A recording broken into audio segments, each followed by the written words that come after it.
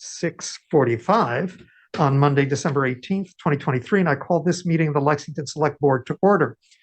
This meeting is being conducted in a hybrid format via the application Zoom, allowing remote public participation. All members of the board are present in person, and all votes will be conducted by voice when possible.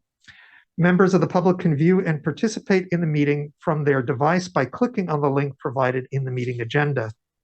Please note that this meeting is being recorded. Further, this evening's meeting is being broadcast live and archived by Lex Media for future on-demand viewing.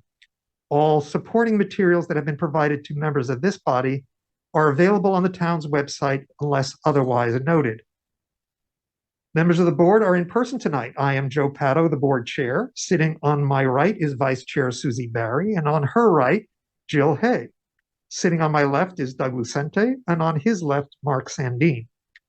Joining us from staff tonight are Jim Malloy, the town manager, Kelly Axtell, deputy town manager, and also joining us remotely is Kim Katzenbach, the select board executive clerk. Tonight's meeting is a regular session of the board, and we will be taking general public comments. Before we start open public comments section of our meeting, I would like to remind all participants that we are neighbors and are working together for the best interests of our community. I ask that all comments be made with civility and respect and without casting aspersions or reference to motives. Open public comments are for items not otherwise covered on our agenda. Comments are allowed for up to 10 minutes, and each speaker is limited to 2 minutes during open comments or any comment period. Members of the board will neither comment nor respond other than to ask clarifying questions. Remote attendees who have dialed in by telephone should press *9 to be recognized or click on the raise hand button if using the Zoom application. When you are recognized to speak, please state your name, address, and any relevant board or committee affiliation. Tonight, I will be using the Zoom timer feature to display the remaining time for a speaker. There is a 2-minute countdown timer. When the timer reaches 0, I will interrupt and allow the speaker to finish their sentence.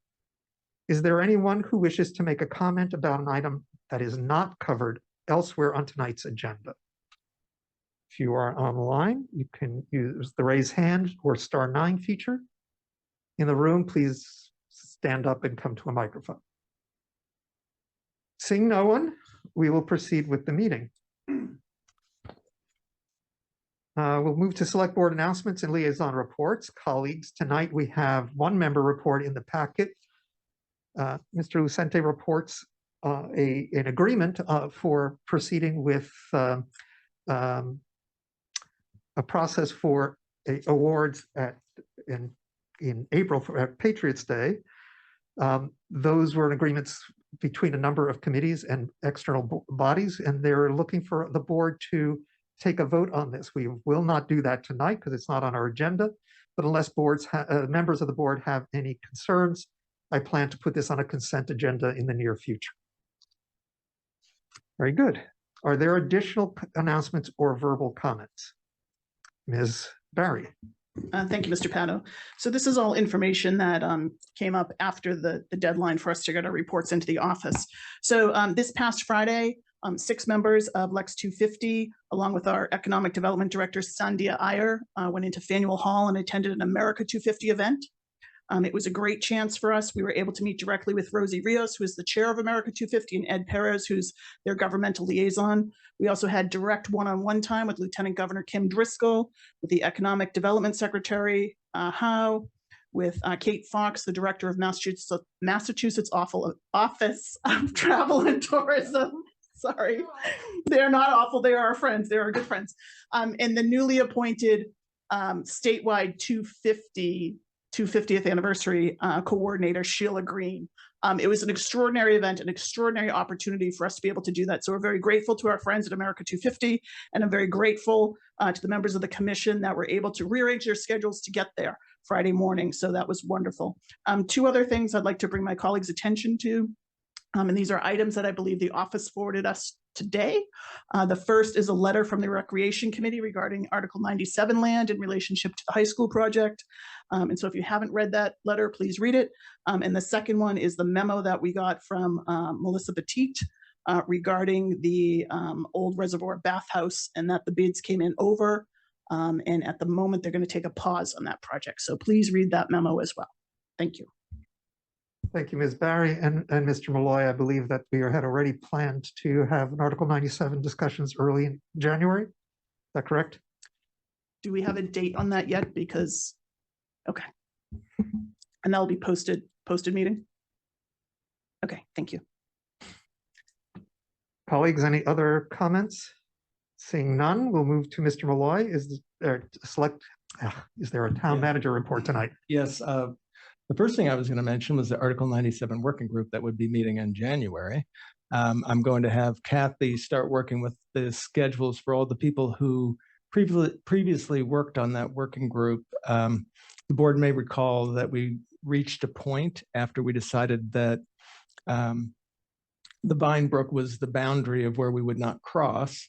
And we had looked at a number of different theoretical footprints of a 400,000 square foot building, whether it was 1 stories, 2 stories, 3, 4, and how much space that would take up. And we got to a point where all we could do was talk in circles because we didn't have a real footprint to look at and make some sort of further decisions or recommendations. So we said, let's put this on pause. And once we have the engineer and architects all on board and we start having an idea of where that footprint will be, then we'll start meeting again, because that group had members from the select board, the school committee, the recreation committee, public facilities, school department, myself, Carolyn Kosanoff, and conservation. And so it was a broad-based group. And so there was some emails that went around last week with the chair of the school building committee, and I let them know that that was my intent, was to get that group back together, and she seemed satisfied with that. And so that group will begin meeting when we can schedule a meeting, what works with everybody's schedules, because we haven't even broached that. We'll broach that after the first of the year. And the other item that I just wanted to bring up is that in this last week, we had an update on ARPA spending. There's a IGR that came out from the state that indicated that we have to be contractually obligating the funds by December of 2024. 100% of the funds have to be contractually obligated.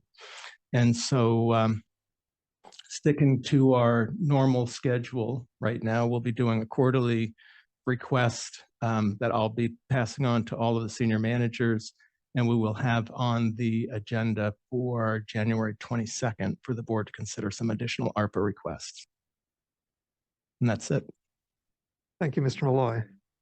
Ms. Barry. Just a follow up to the ARPA, because we had approved a significant amount for the 250th, which is in 2025.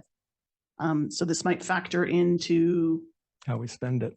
And also what we ask for at town meeting. Yes. Yeah. Okay. Thank you. Mr. Lucente. I know we've talked at this table about participatory budgeting part 2, and I know we had money set aside for participatory budget part 2 and 3. Are we going to have a discussion about the next phase of that, or what the plan is, or is that part of the discussion, Mr. Malloy, that you're alluding to, the senior managers? Yeah, the last time we had a discussion, I sort of got the impression that the board wasn't interested in going with the part 2, but if there is interest, we could certainly add that onto the meeting on January 22nd as a topic to have a discussion. Personally, I don't have interest in it, given the timeline. But I thought in the last round of documentation we saw, it was still earmarked. There was still money earmarked for participatory budgeting, and I think it was $1 million put aside. I think I had removed that. Oh, I apologize if I missed that. Okay. Yeah, I'll double check, but I think I had removed that earmark for that other $1 million. Right. I do believe that the logistics as now presented would make it difficult to proceed with that in the context of ARPA funding. Ms. Hay? I was just going to say the other option, if we really wanted to maintain some form of it, would be to allow citizens to vote on, to use that money to vote on potentially projects that were not able to be included, but were desired by staff. So that there has been the initial legwork done, which might allow it to be done. I don't know if that's feasible or not, but just throwing it out for potentially Mr. Malloy for you to consider whether that would be something that we could do. Right, I think we will have to have a longer conversation, and we're scheduled for end of January 20th, I believe. But that's not on our agenda tonight, so we really can't give significant guidance. And that's all, Mr. Malloy, correct? Thank you. So let's move to our consent agenda as we're trying to catch up on the meeting. We have 10 items on this evening's consent agenda. Item number 1 is 2024 Class 1 and 2 license renewals. The second item is 2024 Common Carrier license renewals. Third item is 2024 Common Vittler license renewals. The fourth is entertainment license renewals. The fifth is liquor license renewals. The sixth is an application for the Battle Green for a permit for Martin Luther King Day commemoration. The seventh is to approve select board meeting minutes from November 15th, the financial summit, November 15th, and then November 27th select board meeting. The eighth is to approve select board committee appointment to the tourism committee. And the ninth is to accept the select board committee resignation for the Massport Community Advisory Committee. And the last, number 10, is to approve and sign water and sewer finals. Are there any items members wish to consider individually? Seeing none, I move the consent agenda items as submitted on the agenda packet. Ms. Barry for a second. Second. Moved and seconded. All in favor, say aye. Aye. Aye. Any opposed? It is unanimous. We move on. First item for individual consideration is the Lexington Civic Academy graduation, and Ms. Axtell will lead us through this. And before she does, I just want to thank those of you who participated in the Civic Academy for attending that session. It is a wonderful activity. I hope you found it wonderful, but to understand how the town operates in all of its departments, getting to go through the various buildings and understand the day-to-day workings, and to understand a bit more about our civic political processes, how this board works, how town meeting works, and how our various committees are structured. I encourage all members of the community who may be watching or hear of this to sign up for the next one and get more involved in the town. And for those of you who did it this year, congratulations. Ms. Axtell? Thank you, Mr. Pato. Again, you said a lot of what I would say, but I do want to say on behalf of Mr. James Robinson, who has left us for a position back near his hometown. We're excited for him, a loss for us, but he really enjoyed leading the group this year and felt wanted to make sure that everybody that came through in the select board heard that the questions, the interaction, the feedback that he received was outstanding, and he just wanted to express, and I would like to express on behalf of James, the incredible a thank you that everybody was so involved and very interested in learning about the town, and we do hope that you take a next step and maybe join a committee or town meeting if you're not part of town meeting, any of the opportunities. And if anyone has any questions, I'd be more than happy to sit down and chat with you about what opportunities there are. So thank you. Thank you, Ms. Axtell. And I think we have, I do, no, I have, thank you.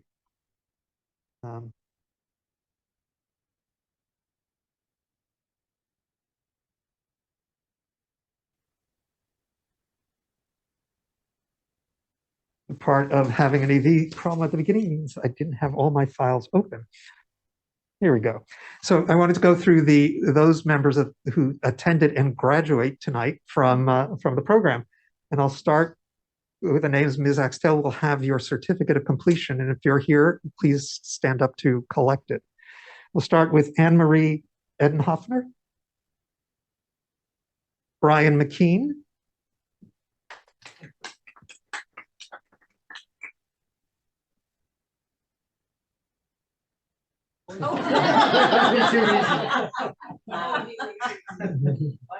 Well, they may be in alphabetical order, but my list here is not. First name. Uh, Alphabetically. Third is Brian Camacho. Fourth is Cecilia O'Neill. And I know that there are some people who may be remote tonight. The fifth is Cecilia King Porter.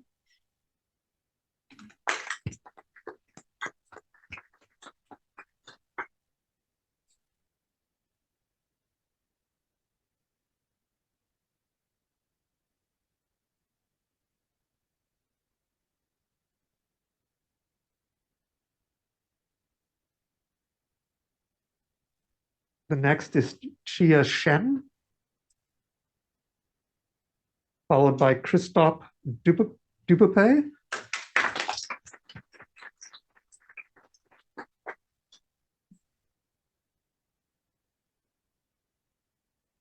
Then we have Daniela Fernandez.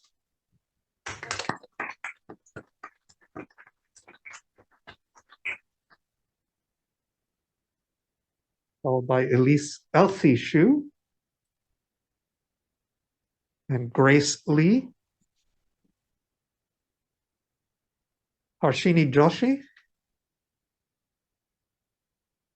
Jack Hardy. Jackie Poddevin. Kamala Raj. Kate McCarry.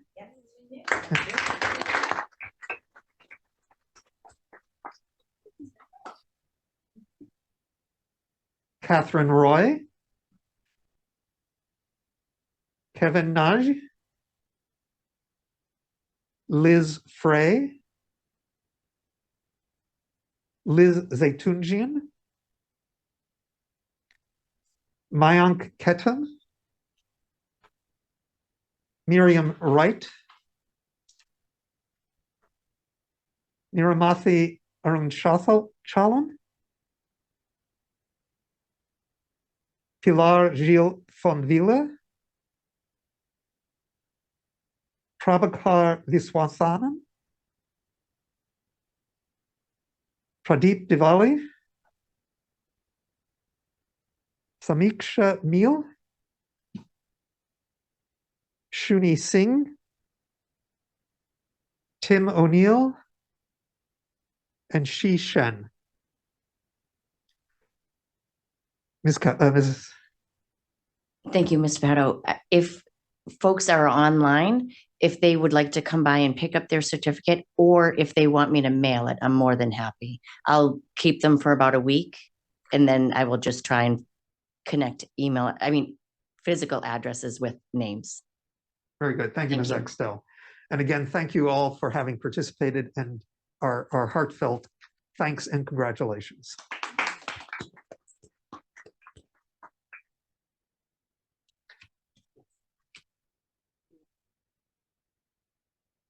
So we'll take a brief recess for taking a photo for those who are here, and then we will continue with the meeting on our second item momentarily. So I think, yeah, if you stand in front and we stand behind you, for all of us who are taller than I am.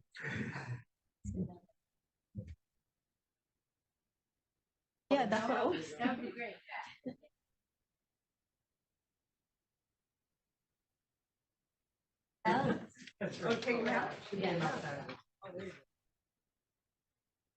Oh, wow, very nice, yeah.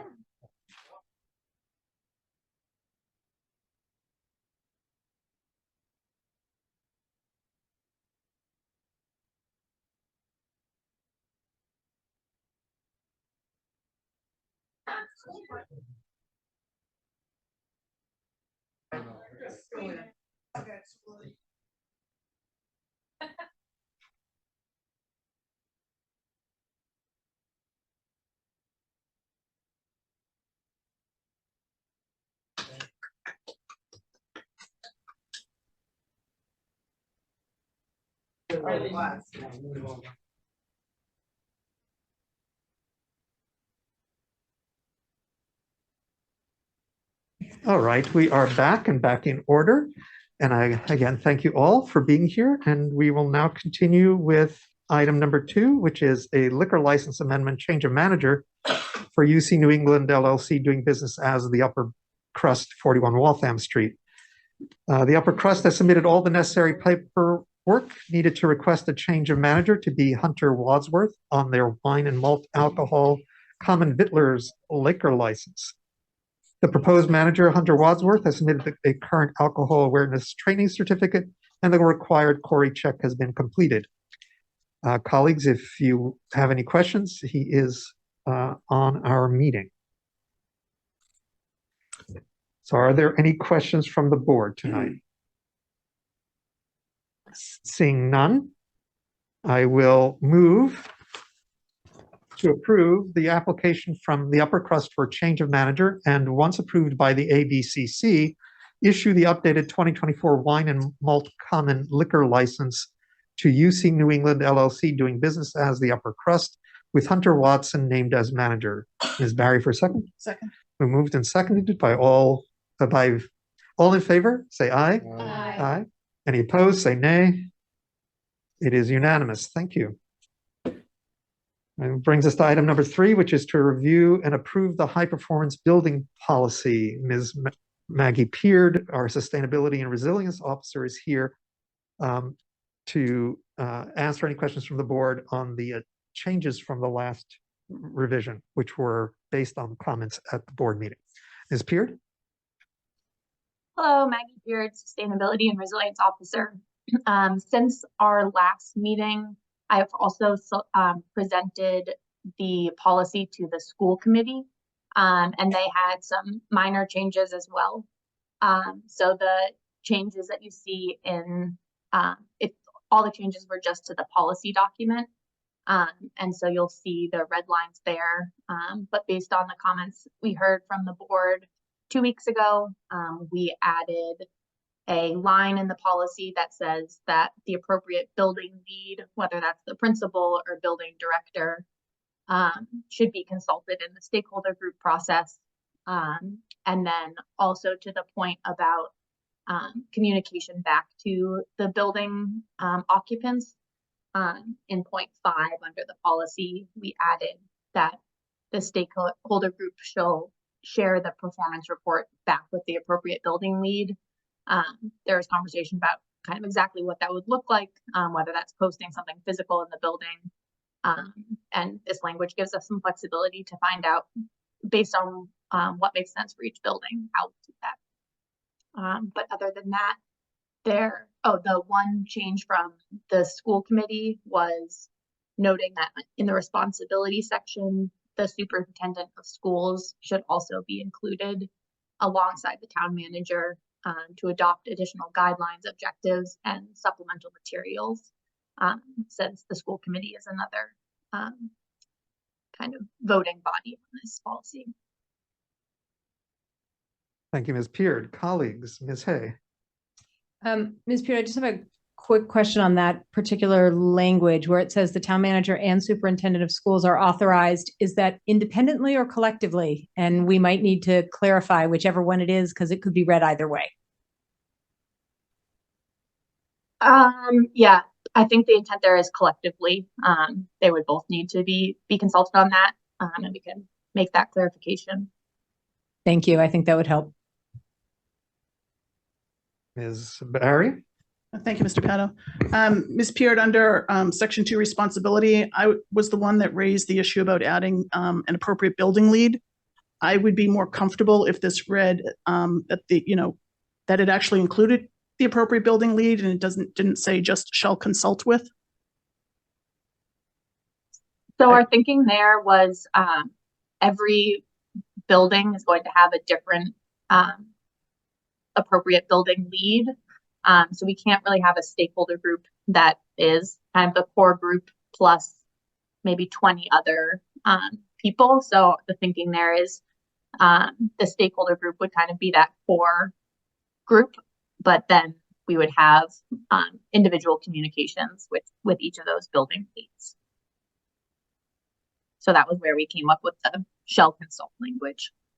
Okay, so I get what you're saying, but I still think of all of our buildings as being very different and unique. So I know you're going to be, making guidelines and trying to adhere to guidelines for all the buildings, but I'm not sure, Mr. Sandin, you can correct me if I'm wrong, that there's going to be a blanket guideline that every single building we have is going to hit. Some of them might, but not all of them. I just think it's important that the person who is basically responsible for the programmatic needs in the building understands what's being talked about with their building and is there to also help explain what goes on in their building. These buildings are more than just brick and steel and mortar. They have things that go on in them that people maybe wouldn't necessarily understand in terms of usage and people in and out of the building and things like that. Absolutely, yeah. I mean, that's our intention there with the addition, to make sure we're having those conversations. I think it was just more of a kind of a language piece of how do we separate the stakeholder group from some of those individual conversations that we'll have to have, because there's so many individual people. So personally, I just feel this is still keeping it a little bit siloed. And I thought the whole purpose of this property would be getting out of the silos, that we're committing to this work and we want to share it with the people who are in the building. We also want to share it with the community. And that's why when we brought this up before, I raised the part about sharing whatever information and reports come out of this, and perhaps developing some type of report card that's posted, visibly for people who come into the buildings to see. The taxpayer should understand how healthy our buildings are or aren't. So that's a different section. But I think as I read this, there is a stakeholder group that is across the board. And then for each building, there is the individual responsible for the building. Right, and the intent is for any discussions that are relevant to a particular building to include that participant. Is that correct? That's correct. Thank you. Ms. Hay, then Mr. Sandin. So on that, just to make that clear, I would suggest the language that's used in the Permanent Building Committee, which states that for a structure, recreation facility, or building being planned or constructed, 2 representatives of the committee shall be entitled to participate in the activities of the committee and and vote on matters affecting that particular project for which they are appointed. So I would think something that parallels that kind of language, so that you don't have a constant, I understand your concern about having a constant second group of 20 people that you're trying to organize. But when you're talking about, let's use the example of the library would have the right to have a fully participatory member to be a part of the discussion. They would only be entitled to that authority for the discussion about the library. If you move on to this building, Mr. Malloy or his appointee would be appropriated. You understand what I'm saying? But I think we have that structure in place, and we've used it for the PBC, and I would think that it could be crafted to be paralleled. Is the language you're referencing on the committee charge of the PBC? Is that what you're seeing? Paragraph B of section 29-21, Article 6, Permanent Building Committee. Okay. Mr. Sandin? I'm just listening to my colleagues and trying to think about the language here, which says shall consult with appropriate building lead. It sounds like that's what you're asking for. Maybe I'm not understanding correctly. So I'm not necessarily asking for consult. I'm asking for the person to be participatory and included. To me, consulting is one thing, being a part of the process is another. And that's why I point out the language that we use for the PBC is entitled to participate and vote on matters affecting their particular building. So I think that's the parity that would seem appropriate, since that is how we have operated in the past. Right, Mr. Lucente? This is, the stakeholder group isn't actually voting though, in this, or am I missing? This isn't going to be a committee with minutes and formal votes. This is just a group of sort of interested parties all getting together. So it's a little different, because if they're bringing the interested party into the fold, then they are having a say, in my opinion. First, I would see if it's a voting thing like PVC, they should get a vote, which is how we have it, or maybe it's a liaison for TVC. No, I guess I'm just saying, whatever the process and the authority is, I would like it to be parallel and equal. I want the building to have an equal voice, and I don't care what the exact language is, but that's the goal of what I'm concerned about. So I'm not asking for a vote. I'm asking for the building manager to be guaranteed a seat at the table when these discussions happen and not to be forgotten about or excluded. Right. Well,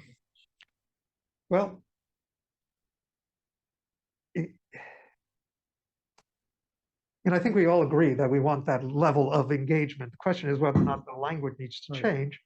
And I think we can, Mr. Sandy? It does say shall, so Right. there is, it is a requirement. I'm just trying to figure out how.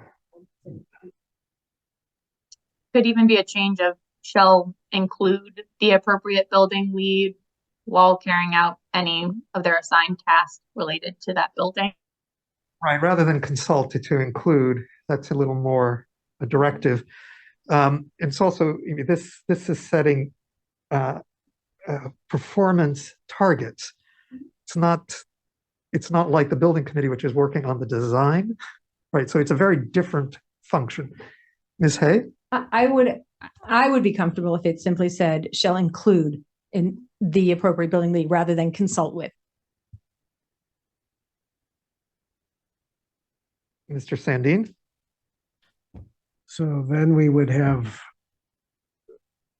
how many buildings do we have, Mr. Malloy? If you include all of the school buildings, everything, we have quite a few, but we have the library. The buildings that would really be affected by this policy would be the library, the community center, public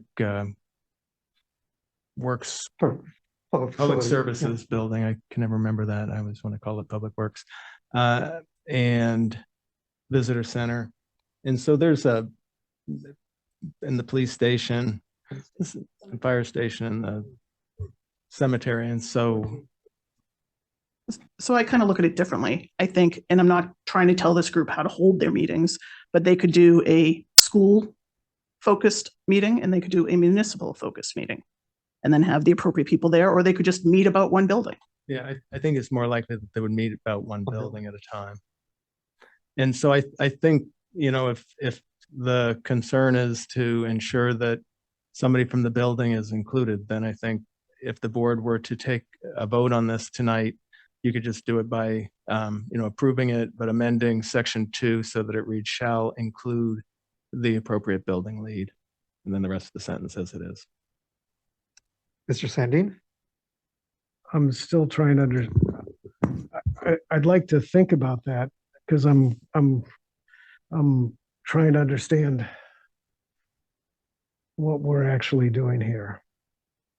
So what you would be doing then is, let me just go back to this other tab. Great, now I've lost my place. Give me a second. So that the stakeholder group that would be determined by myself or the superintendent or their appointees would include someone from the Department of Public Facilities, someone from the Health Department, someone from the Sustainable Lexington Committee, the Sustainability and Resilience Officer, and then a liaison from the Permanent Building Committee. That would be the core group. And then it would include one other person related to a specific building. So let's just use the library for an example. It may be the library director, the assistant library director. At the community center, it might be the recreation director or the human services director. The cemetery building would be the public works director, his designee. And so it would just be one additional person for each specific building. It wouldn't be a super committee made up of leads from each one of those buildings, unless perhaps they were talking about 2 or 3 buildings at a time, then it would be 2 or 3.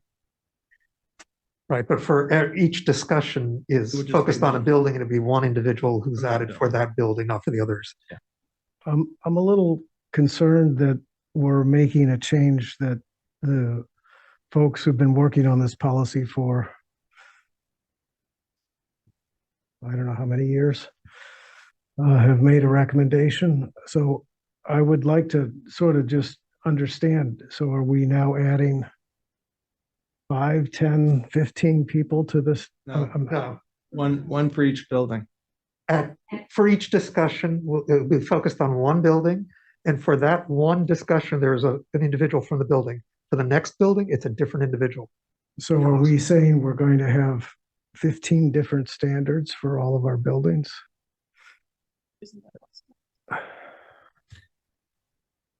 I'm concerned about the idea that we have I don't think so. 20 different standards. Yeah, for, I you know, don't think so, because we've got the policy that deals with the specific buildings and the guidelines and objectives and everything that deal with every single building across the board. I think the idea is to have someone from each building just participating in the discussions. Right, Mr. Sandin, I think that, my interpretation where this was going was that there would be essentially a common standard that we were looking for all buildings. But then we were going to look at, okay, this particular building in its current state, as it stands, can only achieve this much. So its standard that we're going to be measuring against is X. This other building is a newer building. It was designed for something else, and it can achieve a higher standard, which is our objective. And for that building, we're going to measure each year against, is it meeting that target? So what I had understood was a completely different way of doing this, which is that we would establish a standard for the town. And then each building would have a discussion about where do we stand against that target, and then what steps do we take in the near term in order to get close to achieving those goals. Yeah, the metrics stayed the same. Exactly. And so I'm concerned about the idea that we're discussing that we'd have different standards for each building. I think the whole point of this project is to have a common way so that the Department of Public Facilities has one sort of standard that they can be operating under. And to Mr. Pato's point, every building's different, and Ms. Berry's point, every building's different. And the library will be on a different schedule than the town office building in terms of reaching those goals. And my understanding was we have one standard, and there's different timelines for how we get there for every building. And that conversation makes massive amount of sense to be doing with the people who own the building. So, and have the, so, right. So that's what so we've heard a couple different ideas here. I would just like us to be clear on which way we're going before we take a vote. Thank you, Mr. Sandin. Ms. Peer, do you have your hand up? Yeah, I think it's almost a combination of the two ways that I'm hearing you say it. So there's the stakeholder group has already had some of these conversations for each metric of what a reasonable standard would be. So for instance, if you're looking at air quality, the Board of Health had issued a memo that we referenced of 800 parts per million being the goal for schools. That standard isn't as strict for buildings that aren't schools. So we would have these kind of blanket standards that are pulled from best practices that we're referencing for each of these metrics. And so the conversation with the building occupant would be probably a discussion of the metrics that we have kind of already as a suggestion, and also including them in conversations about what changes need to happen to get there, or what are the peculiarities of the building in terms of comfort and things like that we might not be able to know just looking at the metrics. Thank you, Ms. Peer. Ms. Hay. So thank you, Ms. Peer. I think that gets exactly to the issue. And, in my mind, it comes down to making sure that both the stakeholders group is aware of the, as you, I think, said, peculiar concerns of a particular building, and also that the building occupants are completely aware. It's really just an enhanced open communication in both directions, so everybody is aware of all of the facts. And to me, that seems like living the goals we state. Oh, but I would say that I think we, based on how we've just discussed that, I think we also need to add in, or their designee, which isn't in here, but everybody sort of assumed that. I heard it a couple of times mentioned, even when it was just consulting with the building lead. I think it needs to be building lead or their designee.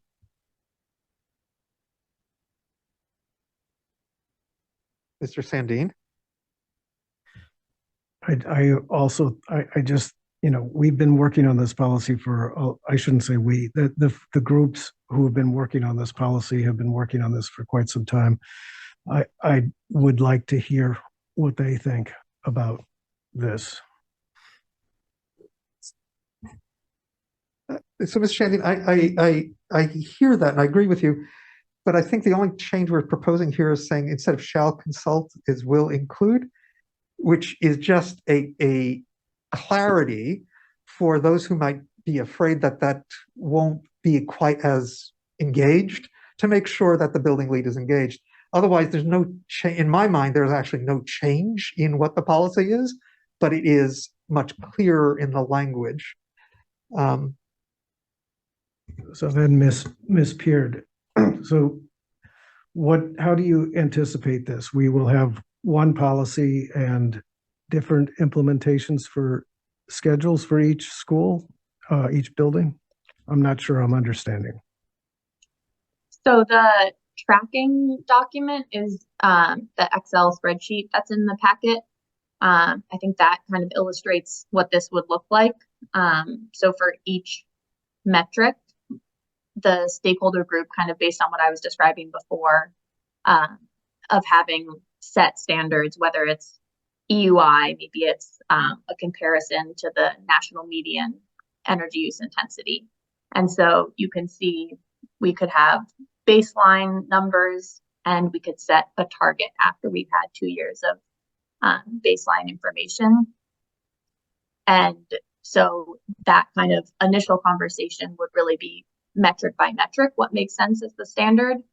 And then after we kind of have that draft of what makes sense for these targets, then we have that more detailed conversation with the building occupant.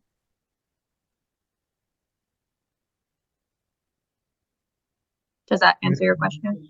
The conversation with the building occupant would be regarding what exactly? So there's a couple different tasks that the stakeholder group is charged with. One is setting the targets. So that would be a moment where we would talk with the building occupant. Another is looking at corrective action plans. So that would be where we're looking at, okay, this building isn't stacking up to the standards. We need to think about what changes the building needs. And that would be another moment where the building occupant would be pulled into the conversation as well. Okay, just to be clear, I'm very happy having the building leads included in this process. I was just hearing some different interpretations than what I'm hearing from Ms. Peard now. So I'm happy moving forward based on what she's saying. Colleagues, are we essentially on the same page? Very good. I'll open up for one public comment. Thank you, Dawn McKenna, 9 Hancock Street. And just to put a little emphasis and support what Ms. Hay and Ms. Berry are asking for, wording gets revisited over time. You all sitting around the table, Ms. Peard, have an idea of what's happening, but it's used over the years by people who maybe want a different outcome than what's happening. And so it is important to be clear. And while I don't have enough knowledge about exactly what the sustainability piece is, I'm not going to try to address that, but I am going to give you a similar example of something that has happened this fall that shows why it's so important to have the people involved have a representation that shall be included.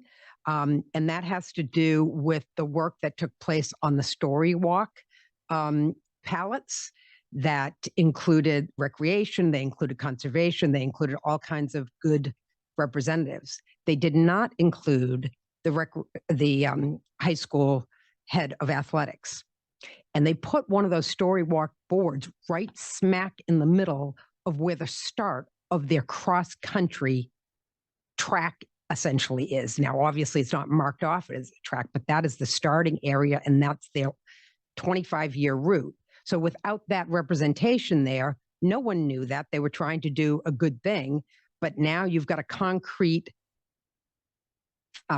sign in the middle of a pathway that is where the kids start from the high school for the cross country.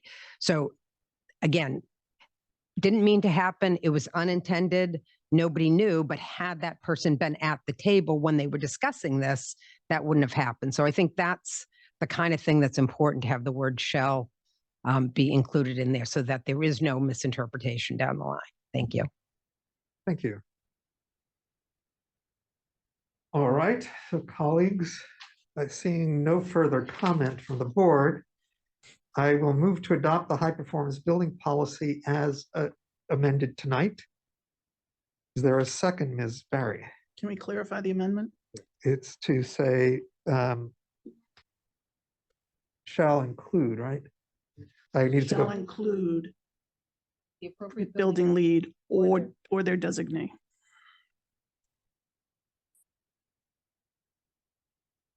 So do I have a second? Second. Been moved and seconded. All in favor, say aye. Aye. Any opposed, say nay. It is unanimous. Thank you. Okay, we move now to item number 4, which is, and thank you, Ms. Peard, which is to discuss potential liquor license expansion. Board members, we have discussed this in the past, and you have before you a revised, edited version of our policy. Ms. Kowalski and Ms. Iyer are here to talk us through it, I believe.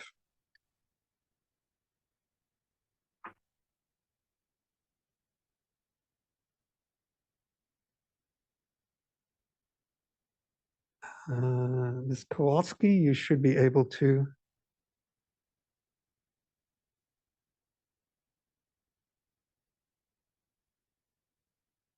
And while they're getting ready, I just want to observe for the board, we're not going to vote on this tonight. This is a discussion item. And the intent is for the board's discussion to cover the substantive changes to the regulations, allowing event spaces and microbreweries is essentially the focus. There are non-substantive grammatical errors that I've found. We can ignore all those for now. It's really talking about, are we getting the shape of the policy that we're looking for? While we're waiting, I actually have one quick question that I think potentially Ms. Katzenbach can answer. May I interject that? So in, I think it's section 3, subparagraph B, Roman numeral 9, it says that the owner of the license shall not do several different things, including surrendering the license without prior approval of the board. Isn't that the verb that we use if someone were to close their business and return their license? Don't they surrender it back, or is it a different verb? I mean, we do, they can surrender their license. Can you repeat how the question you have specifically? Yeah, so let me pull up the, it's, as I can pull it up on my computer. Hold on. Because unless the, so select board, if, while you're looking it up, if a licensee decided they wanted to surrender the license, or the select board wanted a licensee who is no longer open to surrender the license mid-year, it would have to come on to the select board meeting for approval before we could get that back in our quota. Okay, so what it says, and this is on page 6 of the, at least of the red line version, it says no license shall be sold, transferred, or surrendered without prior approval of the select board. So this is saying they would have to come before us to ask if they could surrender it back to us. Is that correct? Yeah, it's And a process of just accepting their surrendering of the license, the formality of it. Sure. Thank you. Which is the current process. Right. That's correct. All right. Very good. And Ms. Kowalski, I see you are off mute at this point. Yes, thank you for your patience. And Sandhya is also here, and she's more prepared to speak to this. We've both been working on it, and it's a very important change we hope the board will approve Town council has integrated several different changes for several different purposes. And I don't have the red line in front of me, but I think Sandhya does. Good evening, everyone. I'm Sandhya Iyer. I'm the Economic Development Director for the town. And as the board remembers, recalls, we discussed this briefly couple of weeks ago, and then we discussed the policy and regulation in terms of whether this the slight change that was discussed makes sense for all sorts of businesses or just restaurants. And we also took it to the planning staff, zoning, as well as building staff. And then we also reached out to couple of different breweries to get a sense of whether this might work for the brewery and also for other types of uses. So then we consulted the town council, and the town council suggested that we divide this into 3 different areas of alcohol license instead of just one. And as you can see, if you scroll to page 4, the licenses have been discussed for dining rooms, service bars, function rooms, and they have to submit floor plans for each and every application. And for the I'm going to scroll down to section number for the general conditions, which is on page 5. As you can see, we added the ABCC rules in it, and from there we also added, and I'm going to scroll directly to this is the latest alcohol version that we had, and it's the section 4, which calls out a restaurant or a brew pub with a capacity of 18. And also distinguishes the B section, which is the food service. And of course, we also have the third section, which basically is for the non-restaurant applicant who might be able to service wine and malt beverages and not the all alcohol license. I'm happy to answer any questions. I know there's a lot of changes than the regulation. One other thing that was discussed in, and Ms. Katzenbach might be better at explaining how we might be able to look at all 3 policies comprehensively rather than just making the changes to one policy, as we are also discussing zoning use table changes as well as zoning definition changes to how we are looking at alcohol changes, alcohol license changes. So that's where it is. I'm happy to answer any questions. Thank you, Ms. Iyer. And I just want to summarize a little bit. The changes here is to add event spaces, which are not food preparing or serving spaces, and microbreweries. Otherwise, restaurants stay the same, and the limitation of at least 18 seats remains for restaurants and for microbreweries. The event spaces are not tied to a particular seat. The second set of questions, or the last set of questions Ms. Iyer just raised, really was a process question about how we present this given our package store licensing and our club licensing. And that we can come back to in the future as to, do we want just one policy that covers everything, or do we continue to have these 3 different statements of policy? But the key questions tonight are we addressing what we discussed before as with regard to these new categories that would be eligible for wine and malt licenses? So Ms. Hay. I just wanted to add one thing, your initial clarification about event spaces versus restaurants and brew pubs. This does break out 2 different types of brew pubs. one that would qualify under restaurants and a different one that would qualify under brew pubs without restaurant. So for people who haven't read through the document before, I just want to be clear that we're considering both situations and they're both covered here. Thank you, Ms. Hay. Mr. Lucente. I just want to point out, this did come up at the Center Committee meeting this past week, and you know, there's some interest in, there's a lot of interest in the topic, particularly, you know, as we look to expand what type of businesses can go into the center.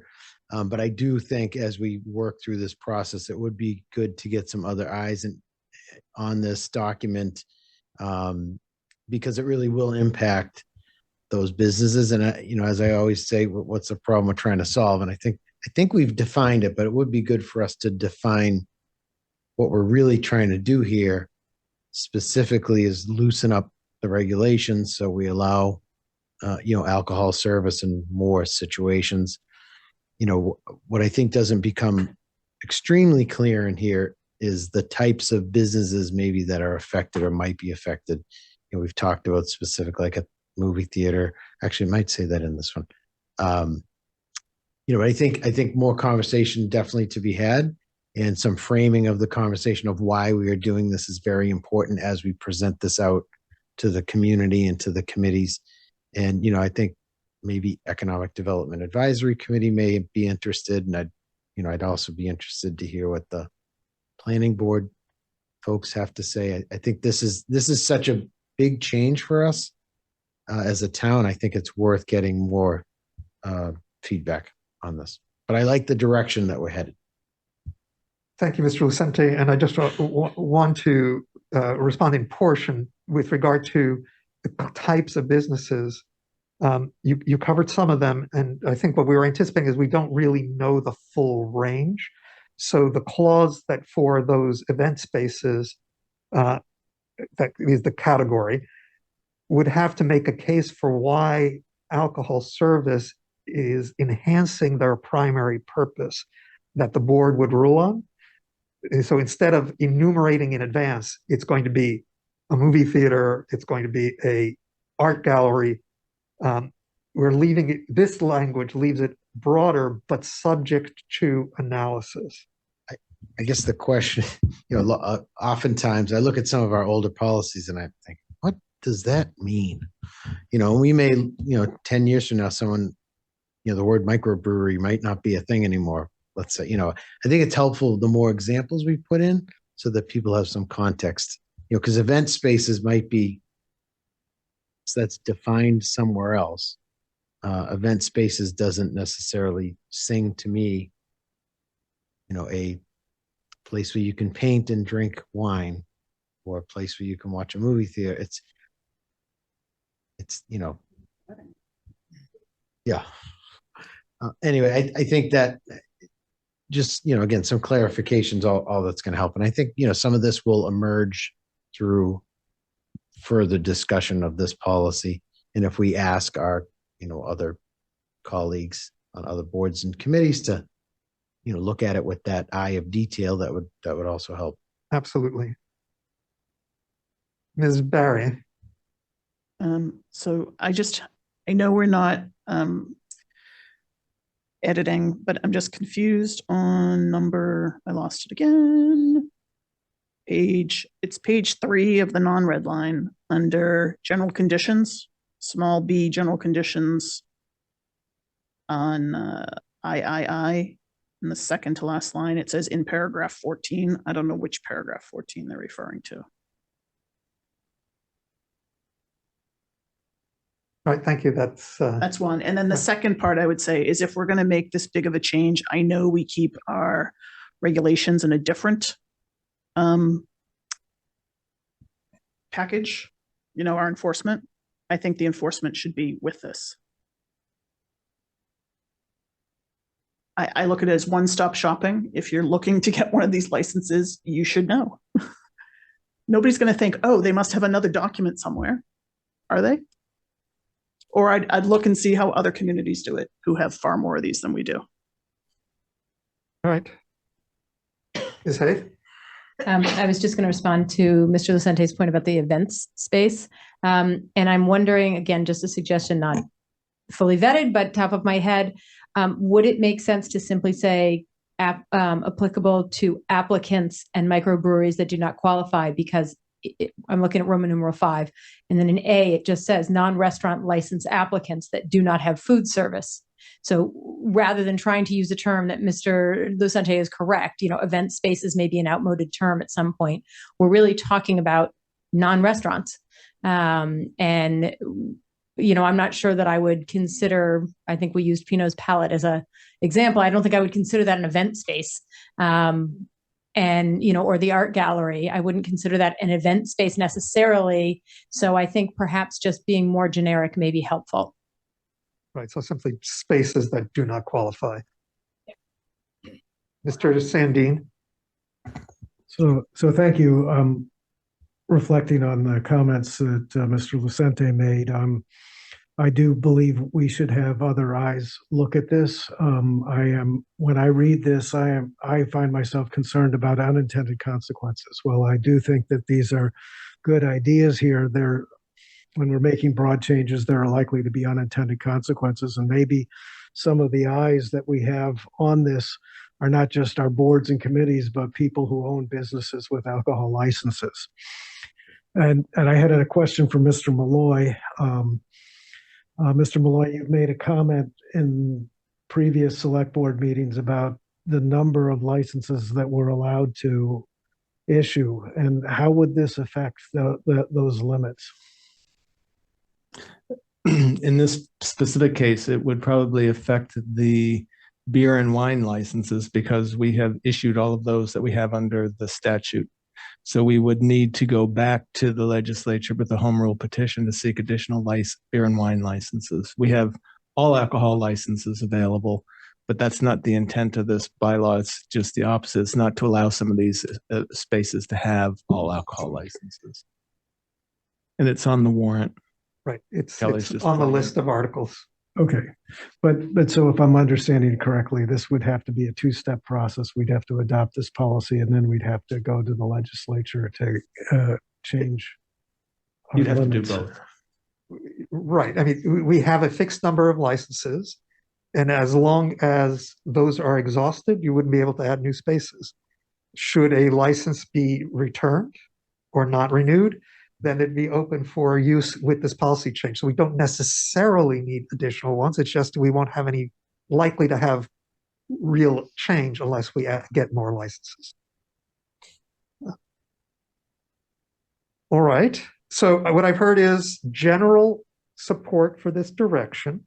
We're going to socialize this more broadly with our committees before we bring this forward. And we're looking for public input, and which includes input from businesses in the community. Essentially, I would expect when we come to a final draft of this, we will have a public presentation of it before we vote on this. Ms. Hay. Given that the increase to the number of wine and beer licenses is on the warrant, is the intention to have passed this before town meeting? Because otherwise I think it's a little awkward to try and explain to town meeting why we're increasing the numbers in a vacuum. So I would say we are at the limit now. There are a number of restaurants which don't look for all alcohol license. So if we were to have additional restaurants open up in town that we're looking only for a wine and beer license, which is a cheaper license and may be all that they are interested in serving, we would need to go and ask for more in any case. I think this would potentially provide additional users for that kind of license, should any come to town.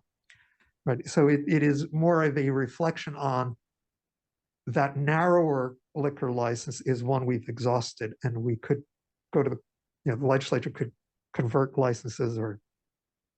Okay, fair enough. But I think given that this is out in the ether, to be transparent with town meeting, I think we need to have, sort of decided what we're doing with this. Otherwise, it looks like we're trying to potentially backdoor it. If we ask them to increase the numbers and we haven't yet approved this. Is there a question of why we're at, I would be more comfortable if we were able to get to resolution on this prior to town meeting.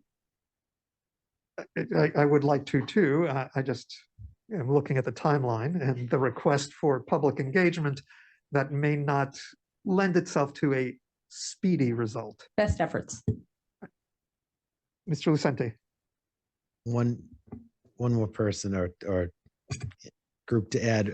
I would love to hear the thoughts and opinions of our executive clerk of the select board, because that's the individual who's probably most closely and maybe Ms. Katzenbach has already had a chance at looking this through, but I think where her involvement in the select board office is part of this. I think at some point it would be good to get her opinion as well. So Ms. Katzenbach has been involved throughout this process and is welcome to make comment. That's exactly what I was going to say. The economic development and Carol have included me in the process with town council and ask a variety of questions along the way. So I'll be supporting their evaluation and updates to this as well. Thank you. Ms. Kowalski. Thank you. I'm interested to be sure that we get the public engagement right. So I heard planning board, EDAC. Would you like center committee? I would, yes, they're very interested in this topic. Are there other, if there are other boards or committees that you want to be sure we include, please let us know. And would the form of this from the boards and committees be a letter of support? So I think the key question is for them to have engaged on it. A letter of support would be helpful, or at least a letter of comment, whatever their feelings are. But I'm, Ms. Hay? I was just going to say, I also think we need to add the tourism committee on the committee list. Thank you. Okay. And for engaging the business owners, can we get a little bit of an understanding of the scope and nature of that? Are you hoping that we get other license holders to comment on it? That was my hope, Ms. Kowalski. And well, I think it's more than just license holders, Ms. Kowalski, because I know of business holders in town who would like to have a license but can't, right? So it's more of a sense of getting the breadth of perspective, and there may be business owners who feel that this wouldn't be a good idea. So we would like to hear, what's the rationale? Okay. If I could make a suggestion, we do still have our quarterly small business meetings. Maybe we focus one of those meetings on this policy or these changes and invite folks to that meeting with that goal in mind of going through this policy. Right. And the only thing I want to be sure of is that this is broad throughout the town, not just focused on the center. The small business group, though, is a townwide engagement, not just the center. But to that point, Mr. Pato, I think it's also townwide. We have to get the word out to the residents as well, because they may also have strong opinions on this. So this would be more like a fall town meeting, are we thinking? Well, so this is a board policy, not town meeting.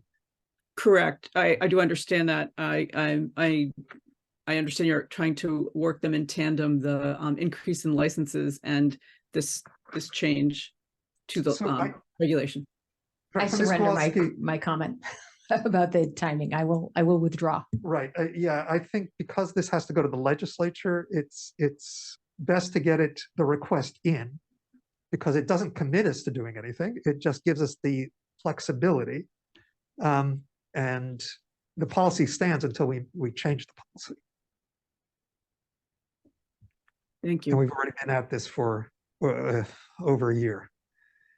Any other comments from the board? Any comments from the public? I see a member standing, and I'm just checking online. So if the member in person would introduce themselves?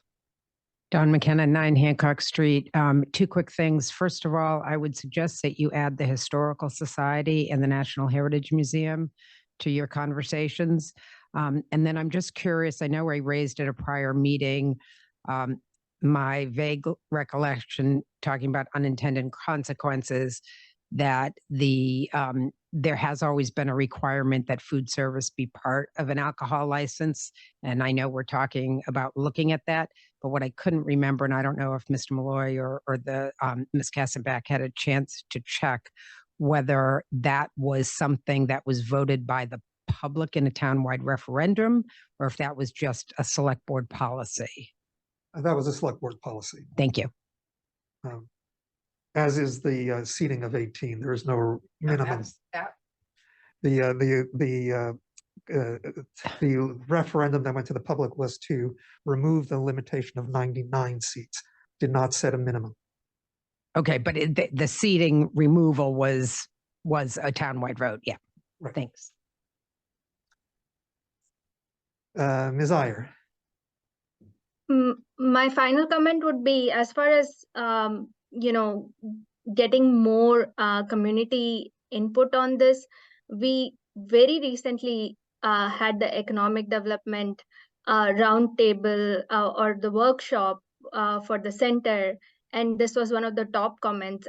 We are still waiting for the consultants to give us their recommendations, but I do think that this was said umpteen number of times in the 3 sessions that we had, that they want to see more restaurants, and they do want to see more places serve alcohol, which supports this thought process. So again, doing a session for the residents, so it's we are going in circles, wherein this came out of residents' comments, and we are going back to the residents and the residents' comments. So just wanted to comment on that. Thank you. Right, Ms. Iyer, and I agree with you, but I will say that that was a focused activity on revitalizing the center and what kind of things people are looking for. And we heard the input that people were looking for more alcohol service, including bars, which this does not cover at this stage. And we would have to go out for another referendum for that. Because that failed in 1934. But these licenses are allowed by the 2 other referenda that did pass in 1934. But I think the question here really was more of a engagement with the public and making the public aware that we are considering changing this policy to allow for a broader range of businesses that would have alcohol licenses. Ms. Hay. That was essentially the point I was going to make, Ms. Iyer. I was not saying that we needed to start holding large gatherings again on this. I agree with you that we heard this loud and clear during the revitalization, but I think putting out the report when it comes and just making people aware that this is something that, based on that, or including, among other reasons, the results of that, that the board is contemplating, so that if there is feedback people want to give us, they can give it to us. But no, I agree. We don't go in the circle. Thank you. Mr. Sandin. So when is the next session of those charrettes? How far down the line are we? The shred is essentially completed, but we'll be getting a report from the consultants that will then be something that we will look to how we act on that. All right, colleagues. So this was a informational brainstorming session. I think we have concluded. I think we have lots of good input, and I'm looking forward to this process moving post haste. All right. Thank you. And Ms. Kowalski and Ms. Iyer, and we will move to item number 5, which is to authorize the town manager to execute the Hayden easement at 24 Lincoln Street. Mr. Malloy. This is the easement document that went to the fall town meeting, was approved by the town meeting, and then later in November it was approved by the Hayden board. Town council has drafted it. We've obviously reviewed it with the Hayden board. They've approved it. So once the board takes this vote, assuming you do, then we'll have Hayden execute it, and then town council will file it with the registry of deeds, which will give us a permanent right to have an easement across their property for the trails that connect the high school area with Lincoln Fields. Thank you, Mr. Malloy. Colleagues, do we need any discussion on this, or can we move to a vote? Seeing no request for discussion, I move to accept an easement in, on, over, across, under, and along the easement area, which is a portion of that certain property commonly known as 24 Lincoln Street, Lexington, Massachusetts, owned by the Josiah Willard Hayden Recreation Center Incorporated, the property, for the purposes of pedestrian passive recreation and access to land owned by the town adjacent to the property, known as and identified as 52 Lincoln Street, Lexington Assessors Map 42, Lot 1, containing 38.35 acres. Land on Worthen Road, Lexington Assessors Map 41, Lot 120, containing 3.0 acres. Land on Massachusetts Avenue, Lexington Assessors Map 49, Lot 182, known as Hastings Park, containing 3.77 acres. And 251 Waltham Street, Lexington Assessors Map 49, Lot 90, known as the High School, containing 56.54 acres. Is there a second? Ms. Barrett? Second. Thank you. It's been moved and seconded. All in favor, say aye. Aye. Any opposed, say nay. It is unanimous and approved. We will move to item 6, which is to discuss committee meeting conduct norms. Mr. Lucente and Mr. Sandin, which one of you want to take the lead? Mr. Sandin. So the board asked Mr. Lucente and I to take a look at some issues that had arisen in some committee meetings where there was some disruption, and to try to provide some guidance for the chairs of committees about how they can conduct their meetings, as well as some guidance about the participation of staff in those meetings and the general public. And we were considering this in the context of the recent Supreme Judicial Court ruling and writing a policy where we felt that less is maybe more in terms of trying to establish our intent that we're looking for meetings where people are considering each other neighbors, and that establishing the intent that we're all working together here. So this was an attempt at a policy that would square those those competing tensions from the Supreme Judicial Court and our need to help folks run more efficient meetings. Thank you, Mr. Sandin. I compliment you. I'll say, I think the board actually assigned Mr. Lucente the task and asked him to invite anybody who he would like, so that this was not an open meeting issue. And somebody asked me about this today, and not having followed the discussion, was concerned that we were having difficulty with boards talking amongst themselves. And I just want to say that that is not what has been the issue. The issue is we've had a few disruptions, particularly through our electronic media, but not exclusively. And we've seen some neighboring communities that have had events where there was difficulty in maintaining decorum in the meeting. And the guide here is to clearly state for our committees what they can do and what we're looking to reinforce with regard to our community engagement. Mr. Lucente. I do want to point out, though, although it's not, there's not some eruption of misbehaving committee members, let's say, but there is, I think, one of the impacts I see of this policy is sort of setting the standard for all committee members to understand that you wait till you're recognized by the chair to speak, because a lot of the committees sort of don't necessarily follow the same set of rules on how they conduct their public meetings, and that's fine if it's the same small group of people that get together all the time. But then when they introduce folks from the public that want to speak, they don't know how to handle it. So I do think there's a lot to be had by having something written that the chairs can all use to say, these are our guidelines. They can point to it for a committee member that may be trying to speak out of turn, or someone from the public trying to speak out of turn. So I think this is good if we share it, which was the intent, as Mr. Sandin had said, to share it with our boards and committees. Thank you, Mr. Lucente. Ms. Hay? Do you think it is advisable to put something in here that suggests that committee chairs include this with an agenda or read, sort of these guidelines at the beginning of a meeting, just so that they're on record for anybody who's attending who may not otherwise be familiar? Because I have to think not everybody goes through and reads the guidelines. So if you state those expectations at the beginning of a meeting, it sort of level sets. The policy does say the chair should periodically remind committee members. So we felt, rather than requiring a chair to do something every meeting, that we would leave it to the discretion of the chair. Again, we were thinking less is more.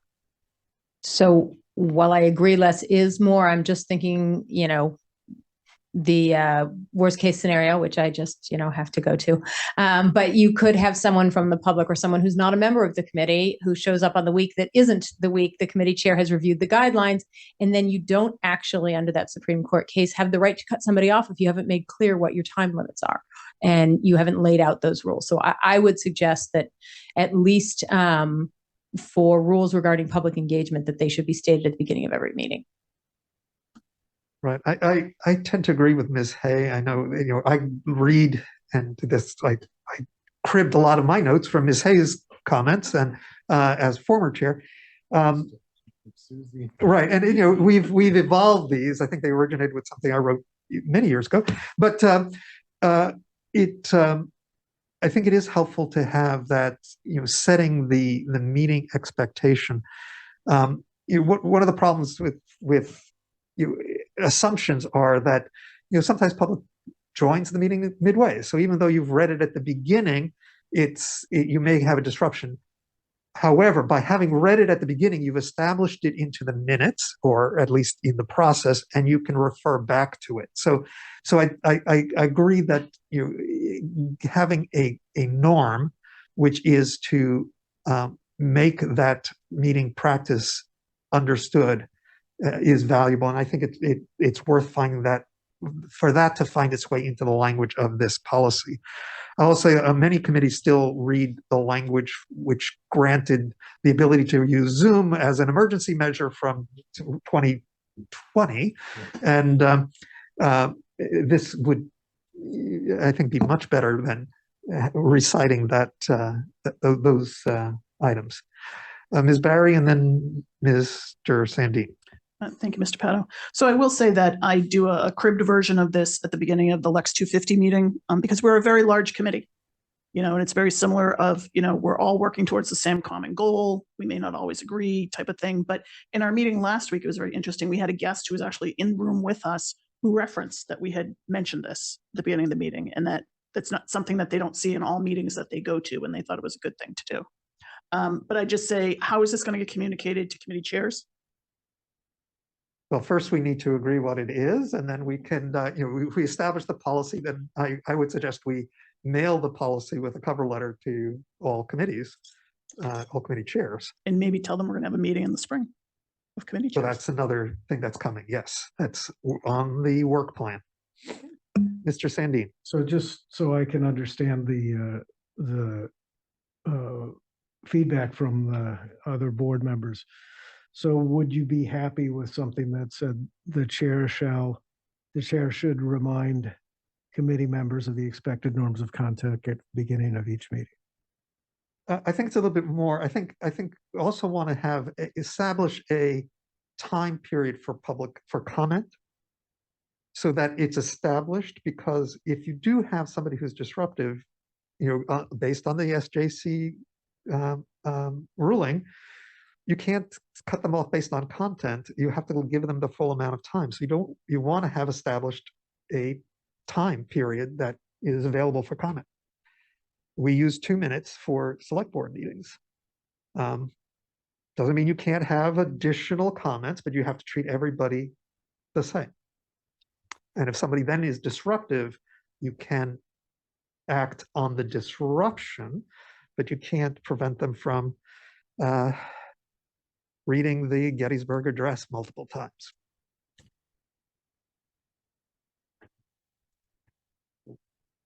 Mr. Lucente. So we can certainly revise this and bring it back. And what we hadn't decided on this too is where it lived in our world of policies and procedures.